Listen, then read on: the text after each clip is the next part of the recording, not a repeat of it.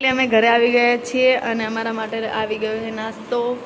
તો લાયા છે 3 બોટલ શેની હે ઇંગ્લિશ લખ્યું હતું. બબુ જો કે બેઠી છે કે ક્યારે ખોલે નું ક્યારે ખાવ. અને ગાયત્રી પણ અમારા ઘરે આવી છે. હાય ગાયત્રી. બબુ હાય. બબુ એ બબુ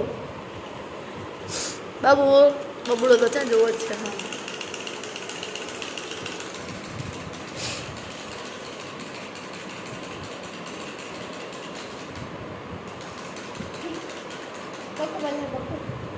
તમારા માટે દવેલી લાય